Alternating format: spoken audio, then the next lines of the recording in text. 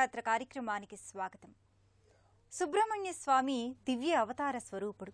సుబ్రహ్మణ్య స్వామి విగ్రహ రూపాన లేదా వల్లీ దేవసేన సమేతంగా కొలువుదీరిన ఆలయాలు దేశంలో అనేక క్షేత్రాలలో ఉన్నాయి. సుబ్రహ్మణ్యుడు సర్పరూపాన దర్శనమిచ్చే ఆలయాలు బహుస్వల్పంగా ఉన్నాయి.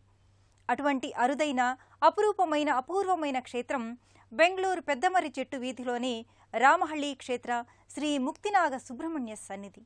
నేటి తీర్థయాత్ర కార్యక్రమంలో ఆ ముక్తినాగ క్షేత్ర వైభవాన్ని దర్శించుకుందాం.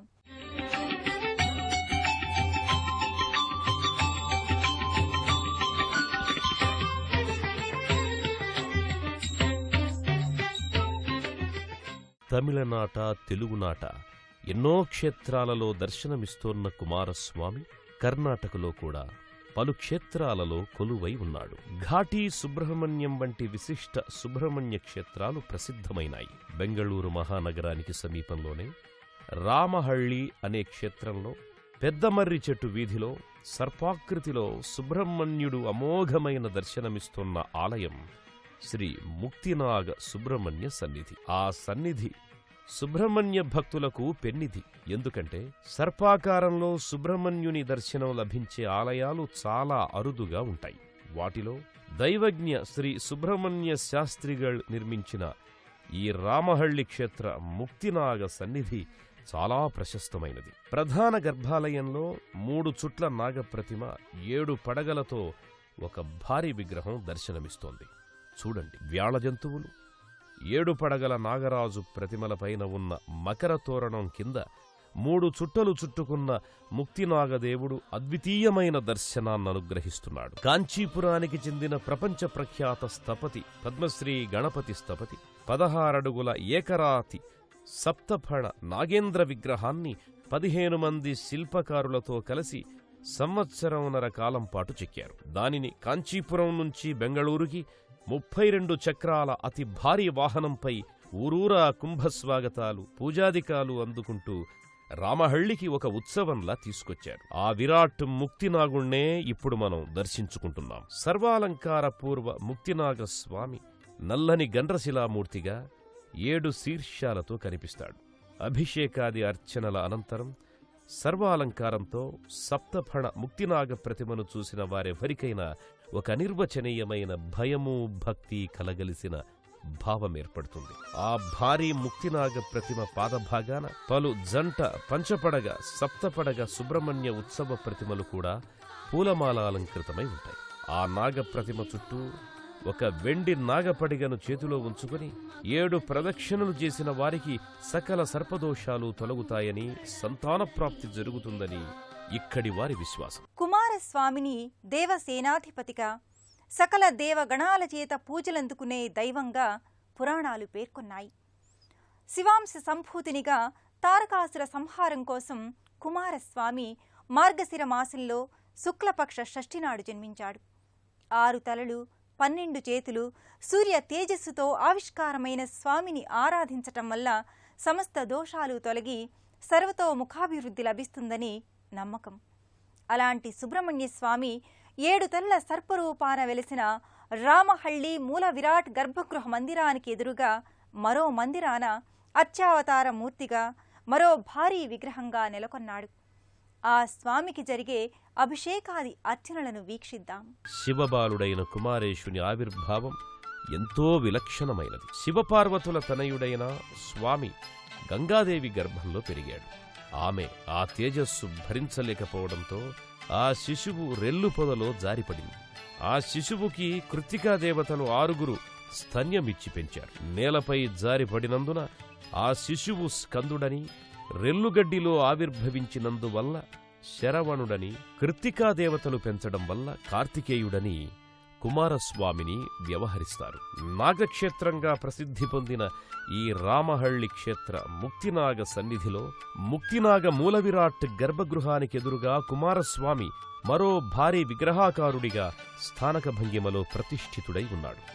ఆ మందిరం ఓ భవ్య మందిరం వలె 2 గజములు ఆహ్వానించే మెట్ల మార్గంతో భక్తులు పైకెక్కి ప్రవేశిస్తారు. ఈ ఉపమందిర గర్భమున ఓ పెద్ద ఏకశిలామూర్తిగా కార్తికేయుడు స్థానక భంగిమలో ఉంటాడు. అటూ ఇటూ ఏర్పాటు చేసిన మెట్ల మీదుగా పైకి అధిరోహించిన భక్తులే స్వయంగా కుమారస్వామి భారీ విగ్రహానికి జల, క్షీర, దధి, ఫలరసాలు తదితర పంచామృతాభిషేకాలు, హరిద్రోదకం, కుంకుమ జలోదకం తదితర జలాలతో అభిషేకాలు గావిస్తారు. ఆ అభిషేక జలాలు సుబ్రహ్మణ్యుని విగ్రహం మీదుగా జాలువారుతుంటే తమ అభిషేకాలను స్వామి నిండారా స్వీకరిస్తాడు అనే ఆనందానుభూతి భక్తుల మదిలో కలుగుతుంది. సుమారు 25 అడుగుల ఎత్తున ఉన్న ఆ భారీ విగ్రహం ప్రతిష్ఠితమైన మందిరం పైకప్పు కూడా ఎంతో ఎత్తైన స్తంభాలపై పూంచి ఉంటుంది. ఆ స్తంభాలన్నింటా జంటనాగులు, ఏకనాగుల శిల్పాకృతులు చెక్కబడి సంపూర్ణ నాగక్షేత్రమనిపించేలా ఉంటుంది. ఈ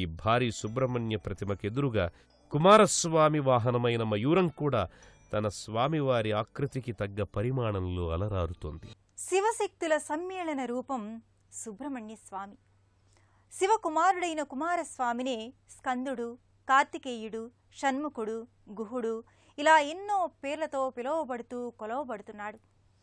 తారకాసురుడి సంహారం శివునికి సాధ్యమే అయినా కారణజన్ముడిగా కుమారస్వామి ఆవిర్భవించాడు. సంపూర్ణ సర్పాకారంలో స్థానక భంగంలో సుబ్రహ్మణ్య స్వామి సుబ్రహ్మణ్యుని పితృదేవుడైన శివుడు, లక్ష్మీ నారసింహుడు తదితర దేవతల సమాహార ఏకీకృత రూపంలో కొలువుదీరిన అద్భుత అద్వితీయ క్షేత్రం కర్ణాటక రామహళ్ళి క్షేత్రం. ఆ క్షేత్రంలోని అతి ముఖ్యమైన మందిరం ఆది ముక్తినాగ మందిరం. అక్కడ ఉన్న పుట్టను, పుట్టపైన ప్రతిష్ఠితమైన నాగ ప్రతిమను, పరమేశ్వరుడు, లక్ష్మీ నరసింహుల ఉపమందిరాలను దర్శించుకుందాం. దాదాపు 800 సంవత్సరాల క్రితం ఈ ఆలయ ఆనవాళ్లు తెలియజెప్పే సమాచారం దొరికింది. అరిసెకెరె శ్రీ కోడిమఠ్ స్వామివారైన శ్రీ శివానంద శివయోగి రాజేంద్ర స్వామి శిష్యుడైన శ్రీ యోగీశ్వర ఋషికుమార స్వామీజీ ఒక తాటాకు తాళపత్రంపై పెద్దమర్రి చెట్టు సమీపాన ఒక ముక్తినాగ మందిరముందని, దాని భూగర్భంలో శివమందిరం కూడా ఉందని వ్రాసి ఉంచారట.